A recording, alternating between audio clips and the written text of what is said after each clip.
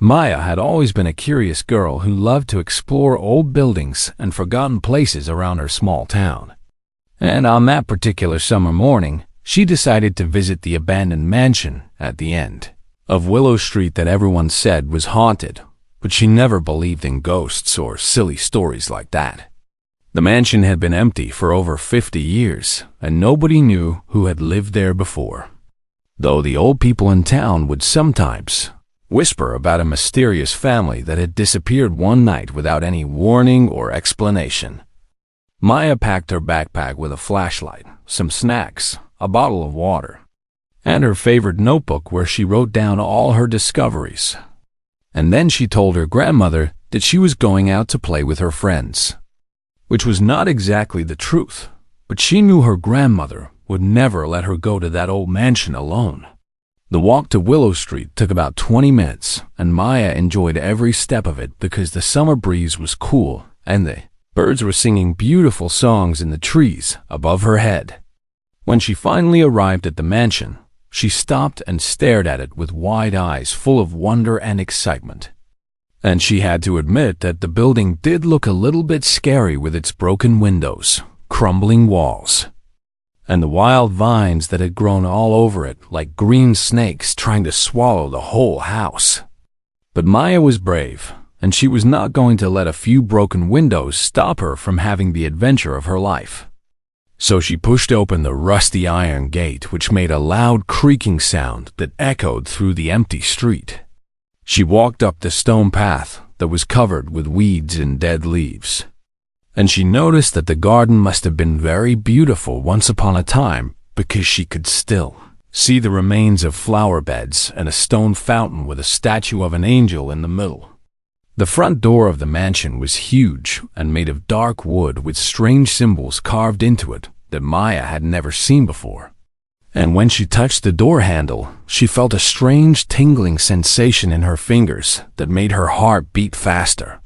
She pushed the door and it swung open slowly, revealing a dark entrance hall filled with dust and cobwebs and the smell of old things that had been forgotten by time.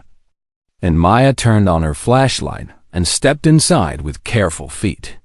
The entrance hall was enormous with a grand staircase going up to the second floor, and doors on both sides leading to other rooms. And the walls were covered with old paintings of people who looked very serious and a little bit sad. Maya decided to explore the ground floor first because she wanted to save the upstairs for later. And she walked through the door on her left, which led to what must have been a living room, with old furniture covered in white sheets like sleeping ghosts. She pulled off one of the sheets and discovered a beautiful red velvet sofa that looked like it belonged to a queen. And she wondered what kind of people had lived here and why they had left everything behind. In the corner of the room, there was an old piano covered in dust, and Maya could not resist pressing a few keys, which made sounds that echoed through the empty mansion, like the voices of ghosts calling out from the past. She continued her exploration and found a dining room with a long table that could seat at least 20 people, a kitchen with old pots and pans still hanging on the walls, and a library filled with hundreds of books that were covered in dust and spider webs. Maya loved books more than anything else in the world, so she spent a long time looking at the titles, and she found books about magic, ancient history, faraway lands, and strange creatures that she had never heard of before. But the most interesting thing she found was a small book with a red leather cover that had no title on it. And when she opened it, she discovered that it was written in a language she could not understand, with symbols and drawings that looked very mysterious.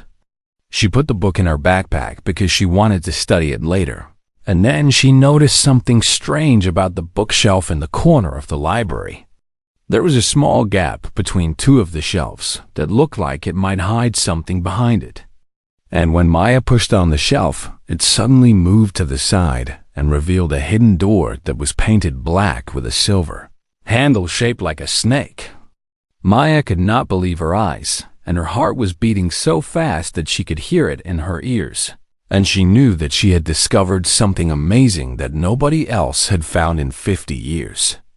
She reached out her hand and touched the silver snake handle, and immediately she felt the same tingling sensation she had felt at the front door, but much stronger this time. And the snake seemed to move under her fingers as if it were alive. Maya took a deep breath and turned the handle, and the hidden door opened slowly with a sound like a whisper, revealing a staircase going down into complete darkness that seemed to go on forever. She pointed her flashlight down the stairs, but the light was swallowed by the darkness, and she could not see where they led. And for the first time since she had entered the mansion, Maya felt a little bit scared. But her curiosity was stronger than her fear, and she knew that she had to find out what was at the bottom of those stairs, even if it was dangerous. So she put her foot on the first step and began to descend into the unknown darkness below. The stairs were made of cold stone, and they were very steep, and Maya counted each step as she went down because it helped her feel less afraid in the darkness that surrounded her like a thick blanket. After counting 100 steps, she finally reached the bottom and found herself standing in a small underground room with stone walls and a dirt floor. And in the middle of the room, there was something that made her gasp with surprise and amazement.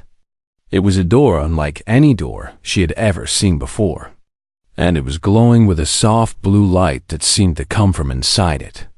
And Maya knew in her heart that whatever was behind that door would change her life forever. Maya stood frozen in front of the glowing blue door, and she could feel a strange energy coming from it that made her skin tingle and her hair stand up on the back of her neck. And she wondered if she should touch it or run away as fast as she could. The door was made of some kind of material she had never seen before, and it was covered with the same strange symbols she had seen in the little red book. And they seemed to move and dance in the blue light like living things. Maya reached into her backpack and pulled out the red book. And when she opened it, the symbols on the pages began to glow with the same blue light as the door. And suddenly she understood that the book was some kind of key. She held the book up in front of the door, and the symbols on both the book and the door began to glow brighter and brighter until the whole underground room was filled with blue light. And then she heard a clicking sound, and the door slowly swung open. Behind the door was not another room, but a swirling tunnel of blue and silver light that looked like a river of stars flowing through space. And Maya could feel a warm breeze coming from it that smelled like flowers and rain and summer days. She knew she should be scared, but instead she felt excited and happy, like she was about to go on the greatest adventure of her life. And without thinking about it too much, she stepped through the doorway and into the tunnel of light. The moment she entered the tunnel, she felt like she was flying and falling at the same time.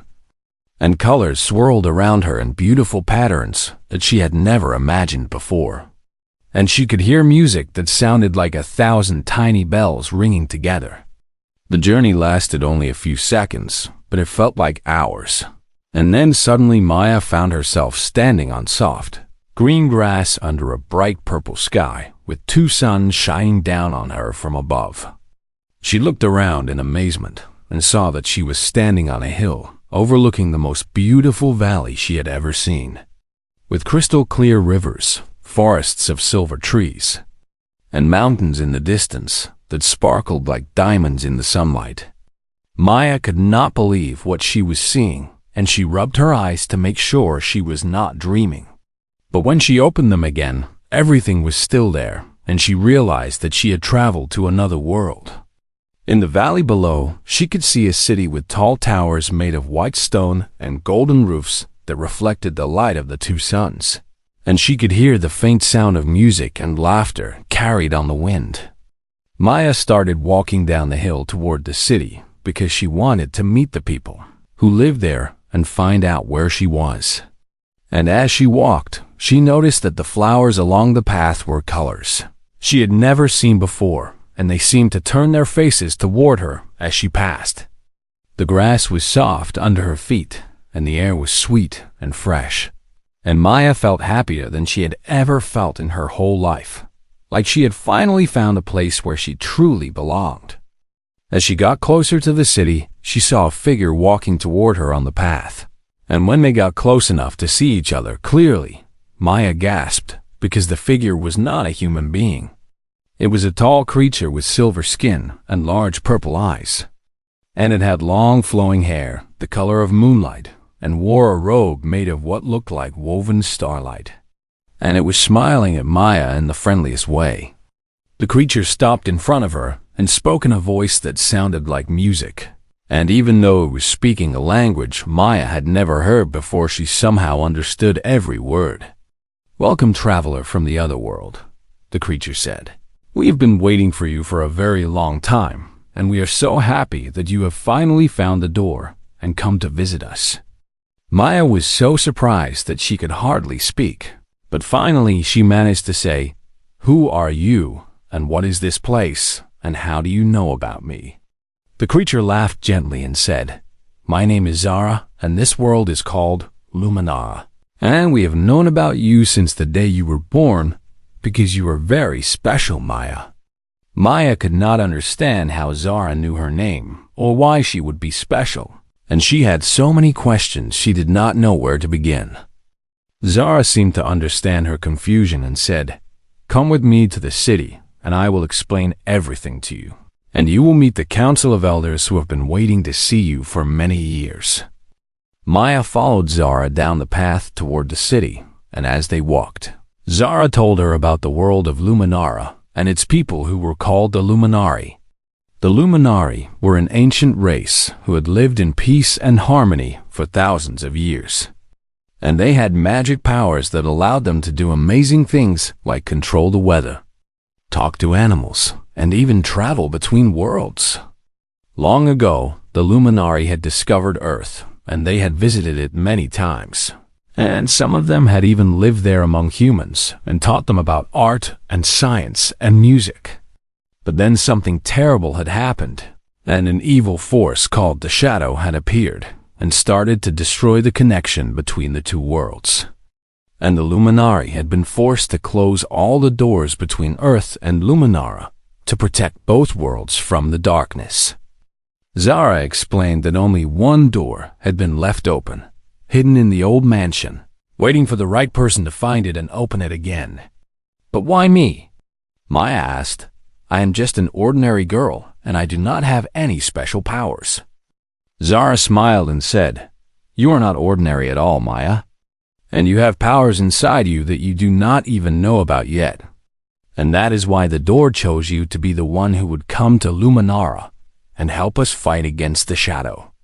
Maya felt scared when she heard about the Shadow, but she also felt brave because she wanted to help her new friends and protect both worlds from the evil darkness. They arrived at the gates of the city, which were tall and made of shining silver metal, and two guards in golden armor bowed to Zara and Maya as they passed through into the most wonderful city Maya had ever seen. The streets were paved with white stones that sparkled in the sunlight, and the buildings were decorated with beautiful carvings of flowers and animals and stars. And everywhere Maya looked, she saw Luminari going about their daily lives. Some of them stopped to stare at Maya because they had never seen a human before, but they all smiled at her kindly, and some of them waved. Zara led Maya to a great hall in the center of the city, where 12 Luminari sat on silver thrones in a circle, and they all looked very old and wise with white hair and gentle eyes. "Welcome, Maya of Earth," said the oldest one in the middle. "We have much to tell you and much to ask of you. But first you must rest and eat because the journey between worlds is very tiring." Maya suddenly realized that she was indeed very tired and hungry, and she was grateful when servants brought her delicious food and cool drinks and a soft bed to rest in. As she lay down to sleep, she thought about her grandmother back on Earth, who must be worried about her, and she wondered if she would ever be able to go home again. When Maya woke up, she found herself in a beautiful room with walls that seemed to be made of clouds and a ceiling that showed a moving picture of stars and moons, dancing together in the night sky. For a moment she forgot where she was and thought she was back in her own bed at home. But then she remembered everything that had happened, and she sat up quickly and looked around. Zara was sitting in a chair by the window watching her with kind eyes.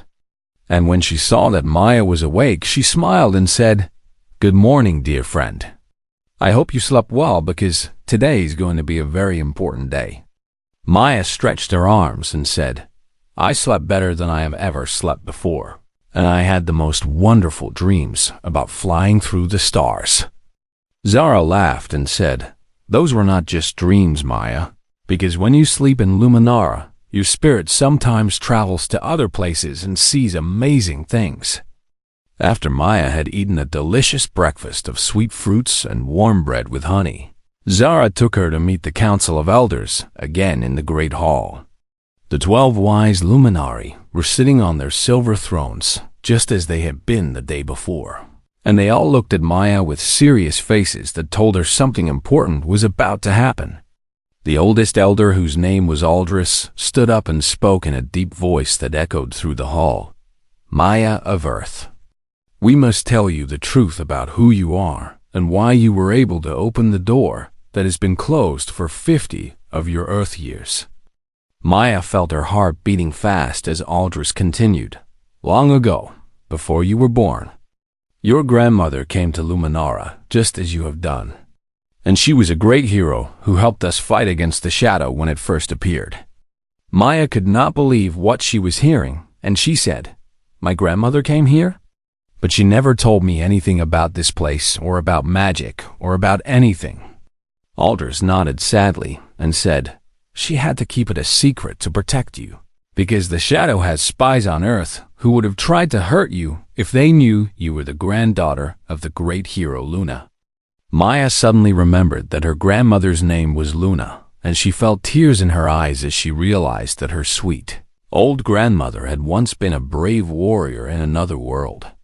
Aldous continued, "When your grandmother was young, she discovered the door just as you did, and she came to Luminara and learned to use the magic powers that all humans have inside them but do not know about." "Humans have magic powers?" Maya asked in surprise. "Yes," said another elder named Seraphina.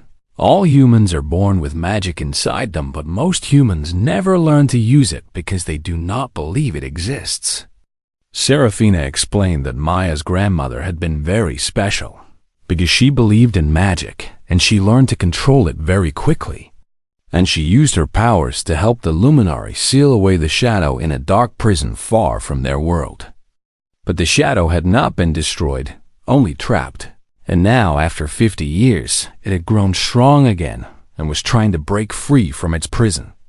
"We need your help, Maya," said Aldris, "because you have the same magic in your blood as your grandmother, and we believe you can learn to use it and help us defeat the shadow once and for all." Maya felt scared because she did not know if she was brave enough or strong enough to fight against an evil force. But then she thought about her grandmother and how proud she would be if Maya helped save both worlds. "I will try my best," Maya said in a voice that was stronger than she expected. "But I do not know how to use magic, and I am afraid I will make mistakes." The elders all smiled at her kindly, and Aldris said, "Do not worry, child. We will teach you everything you need to know. And we have faith that you will succeed because you have a good heart and a brave spirit." Over the next few days, Maya began her training in magic, and she discovered that learning to use her powers was both harder and easier than she had expected. Zara was her main teacher, and she started by teaching Maya how to feel the magic energy that was all around her in everything she could see and touch. "Magic is like a river that flows through all living things," Zara explained.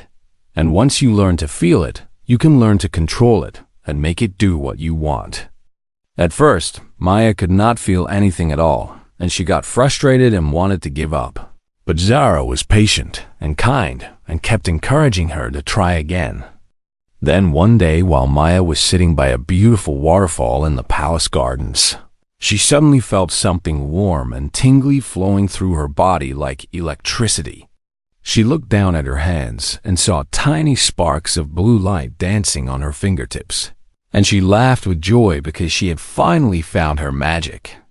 After that, everything became easier, and Maya learned quickly how to make the magic do simple things like making flowers bloom, lifting small objects into the air, and creating little balls of light. But Zara warned her that these were just the beginning and that she would need to learn much more powerful magic if she was going to face the shadow. The shadow is made of fear and hatred and darkness, Zara said, and it feeds on negative emotions and grows stronger when people are afraid or angry. Maya learned that the only way to defeat the shadow was with love and courage and hope, and that she would need to fill her heart with these good feelings when she faced it. She also learned that her grandmother had left behind a special weapon in Luminara, a sword made of pure light that could cut through the darkness of the shadow. The sword was hidden in a cave on the other side of Luminara, protected by magical barriers that only someone of Maya's bloodline could pass through. You must find the Sword of Light and bring it back before you can face the shadow, Alders told her. And you must hurry because our scouts have reported that the shadow is growing stronger every day. Maya knew that she had to act fast, and she decided to leave the next morning on a journey to find the sword. Zara offered to go with her, and Maya was grateful because she did not want to face the dangers of the journey alone. That night, Maya had a dream about her grandmother. And in the dream, Luna was young and beautiful, and she smiled at Maya and said, "I am so proud of you, my dear, and I know you will succeed because you are brave and kind." Maya woke up with tears on her cheeks, but they were happy tears, and she felt stronger and more confident than ever before. She packed a bag with food and supplies that the Luminari gave her, and as the two suns rose over the mountains, she and Zara set off on their adventure to find the Sword of Light. The Hidden Door, Part 4. The journey to find the Sword of Light would take 3 days of walking through forests, across rivers and over mountains, and Maya was excited to see more of this beautiful world. On the first day, they walked through the Silver Forest, which was called that because all the trees had leaves that looked like they were made of shining silver metal. When the wind blew through the trees, it made the most beautiful tinkling sound like thousands of tiny bells, and Maya thought it was the most magical place she had ever seen. Zara told her stories about the history of Luminara as they walked, and Maya learned about the great heroes of the past who had protected the world from evil. She also learned more about the shadow and how it had come to be, and the story was very sad and scary at the same time. Long ago, there was a Luminari named Darkin who was very powerful but also very proud and greedy, Zara explained, and he wanted to rule over all of Luminara by himself. When the other Luminari refused to make him their king, Darkin became so angry that his heart filled with hatred and darkness, and that darkness transformed him into something terrible. He became the Shadow, a creature made of pure evil that could take any form it wanted, and that fed on the fear and sadness of others. Darkin the Shadow had tried to conquer Luminara many times, but each time brave heroes had risen up to stop him. Maya's grandmother Luna had been the last hero to face the Shadow, and she had been able to trap him in a magical prison where he could not hurt anyone. But now, after 50 years, the prison was weakening and the Shadow was close to escaping, and Maya knew she had to stop him before it was too late. On the second day of their journey, they had to cross the Crystal River, which was wide and deep and flowed very fast. There was an old stone bridge that crossed the river, but when Maya and Zara got there, they found that it was guarded by a strange creature. The creature was big and covered with blue fur, and it had 4 arms and a face that looked like a friendly bear. But when it saw them, it blocked the bridge and would not let them pass. "Who wants to cross my bridge?" the creature asked in a deep, rumbly voice. Zara stepped forward and said, "We are travelers on an important mission, and we need to cross the river. Please, let us pass." The creature shook its head and said, "No one crosses my bridge without first answering a riddle. That is the rule, and it has always been the rule." Maya had always been good at riddles, and she said, "Please ask your riddle and I will try to answer it." The creature smiled, showing big white teeth, and said, Very well, little human. Here is my riddle for you. What is something that belongs to you, but other people use it more than you do? Maya thought very hard about the riddle, and she remembered all the riddle books she had read back on Earth. And suddenly she knew the answer. It is my name, she said happily. My name belongs to me, but other people say it and use it much more than I do myself. The creature laughed loudly and clapped all four of its hands together and said, You are correct, little human. You are very clever, and you may cross my bridge. Maya and Zara thanked the creature and crossed the bridge safely, and they continued their journey toward the mountains where the cave was hidden. On the third day, they finally reached the Mountains of Dawn, which were called that because they were so tall that they were the first things in Luminara to see the light of the two suns each morning. The cave where the Sword of Light was hidden was near the top of the highest mountain, and it took Maya and Zara many hours to climb up the steep rocky path. Maya was tired, and her legs were aching, but she did not give up because she knew how important it was to find the sword. Finally, as the suns were beginning to set, they reached a large opening in the side of the mountain, and Maya could feel powerful magic coming from inside. This is as far as I can go, Zara said sadly, because the magical barriers inside will only allow someone of your grandmother's bloodline to pass through. Maya felt scared about going into the cave alone, but she hugged Zara and said, Thank you for bringing me this far. I will be brave, and I will come back with the sword. She took a deep breath and walked into the darkness of the cave, and immediately she felt the magic barriers pushing against her like invisible walls. But when the barriers sensed who she was, they melted away like ice in the sunshine, and Maya was able to walk forward without any problems. The cave was long and dark, but Maya used her magic to create a ball of light that floated in front of her and showed her the way. She walked for what felt like a long time through twisting tunnels and past underground lakes, until finally she came to a large chamber in the heart of the mountain. In the center of the chamber, floating in the air and glowing with brilliant white light, was the Sword of Light. It was the most beautiful thing Maya had ever seen, with a blade that seemed to be made of pure starlight and a handle decorated with diamonds and sapphires. Maya walked toward the sword slowly, her heart beating fast with excitement and a little bit of fear. When she reached out her hand to take the sword, a voice suddenly spoke from somewhere in the chamber. Who dares to take the Sword of Light? The voice asked, and it was loud and powerful like thunder. Maya was scared, but she remembered what Zara had taught her about being brave.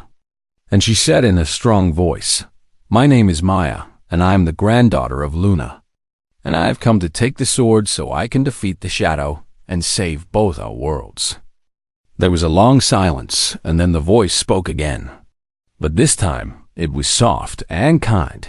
You have passed the final test, little one. For only someone with true courage and a pure heart could speak so bravely in the face of the unknown. The sword floated down from the air and landed gently in Maya's hands. And the moment she touched it, she felt a surge of power flow through her body. She knew that she was ready to face the shadow, and she turned and ran back through the cave to find Zara and tell her the good news. The Hidden Door, Part 5. When Maya came out of the cave, holding the Sword of Light, Zara gasped with amazement because the sword was glowing so brightly that it lit up the whole mountainside like a second sun. You did it! Zara cried happily, and she hugged Maya tightly. Now we must hurry back to the city because the elders have sent a message that the shadow has escaped from his prison. Maya felt her heart fill with fear when she heard this terrible news, but she gripped the sword tightly and said, Then we have no time to lose. We must run as fast as we can. The journey back to the city would normally take 3 days. But Maya discovered that the Sword of Light gave her new powers that she had never had before. She was able to use the sword's magic to create a bridge of light that carried her, and Zara threw the air faster than any bird could fly. They soared over the silver forest and across the crystal river, And in just a few hours, they could see the white towers of the city in the distance. But something was wrong because the sky above the city was no longer purple with two bright suns. Instead, it was turning dark and cloudy like a terrible storm was coming. Maya could feel the evil presence of the shadow spreading across the land, and she knew that she was the only one who could stop it. When they landed in the city, they found the Luminari running through the streets in fear, and dark shapes were moving in the clouds above like giant snakes made of smoke. The Council of Elders was gathered in the Great Hall, and when they saw Maya with the Sword of Light, they all looked relieved and hopeful. "The shadow has returned, and he is stronger than ever before," Audra said in a worried voice. "But now that you have the sword, we believe you can defeat him." Maya was scared because she was just a young girl who had only learned magic a few days ago. But then she remembered her grandmother and all the brave heroes who had come before her. "Where's the shadow now?" she asked. "He is gathering his power at the Dark Tower on the edge of the city," Aldous replied. "And when he is strong enough, he will attack and destroy everything we love." Maya knew what she had to do, and she turned to Zara and said, "Will you come with me?" Zara smiled bravely and said, "I will always be by your side, my friend. Let us go and face the darkness together." Maya and Zara ran through the empty streets toward the Dark Tower, and with every step the air grew colder and darker as they got closer to where the shadow was waiting. The Dark Tower was an old abandoned building on the edge of the city that had been there since ancient times, and now it was surrounded by swirling black clouds and flashes of purple lightning. Standing at the top of the tower was a figure made entirely of darkness, with red eyes that glowed like fire and a voice that sounded like screaming wind. "So you are the little human who thinks she can stop me?" The shadow laughed cruelly. "Your grandmother trapped me once, but I have grown much stronger, and this time nothing can defeat me." Maya raised the Sword of Light, and it blazed with brilliant white fire that pushed back the darkness around her. "I am not afraid of you," she shouted, even though deep inside she was very afraid. "I have the power of love and courage in my heart, and that is stronger than any darkness." The shadow roared with anger and sent a blast of dark energy toward Maya, but she blocked it with her sword and the light exploded outward like a shield. The battle between light and darkness had begun, and it was the most terrifying and amazing thing that had ever happened in the history of Luminara. Maya swung her sword, and beams of light shot out, cutting through the darkness, while the shadow threw bolts of dark energy and tried to surround her with walls of shadow. Zara used her magic to protect Maya from behind, and together they fought bravely against the ancient evil. But the shadow was very powerful, and Maya began to feel tired, and she wondered if she was strong enough to win this battle. Just when she was about to lose hope, she heard a voice in her mind that sounded like her grandmother. "You are not alone, my darling," the voice said. "I am with you, and I always have been, and so are all the heroes who came before you." Maya closed her eyes, and she could feel the spirits of her grandmother and all the other brave warriors who had fought against darkness throughout history, and their courage and love flowed into her heart. She opened her eyes, and they were glowing with white light, and she raised the Sword of Light above her head, and it blazed brighter than it had ever blazed before. "Your time is over, Shadow," Maya cried in a voice that echoed across the whole world. "The light will always defeat the darkness, because love is stronger than hate, and hope is stronger than fear." She brought the sword down in one powerful strike, and a wave of pure light exploded outward and washed over the shadow like a tidal wave. The shadow screamed in agony as the light burned away his darkness, and his form began to break apart into a million tiny pieces that floated away on the wind. "No, this cannot be," he cried. "I am eternal. I cannot be destroyed." But Maya did not stop, and she kept pouring all her love and courage into the sword until every last bit of darkness had been swept away. When it was over, the clouds disappeared, and the two suns shone down on the city once again, and all the Luminari came out of their houses and cheered with joy. Maya fell to her knees because she was so tired she could barely stand. But Zara was there to hold her up and tell her that she had done something truly amazing. The Council of Elders came to thank her, and Audrey said, "You have saved us all, young hero, and your name will be remembered in Luminara forever alongside your grandmother Luna." Maya smiled happily, but she also felt sad because she knew it was time to go home. Zara walked with her back to the Great Hall, where a new door of light had appeared that would take her back to Earth. "Will I ever see you again?" Maya asked with tears in her eyes. Zara hugged her tightly and said, "The door will always be there for you, Maya, and you are welcome in Luminara whenever you want to visit."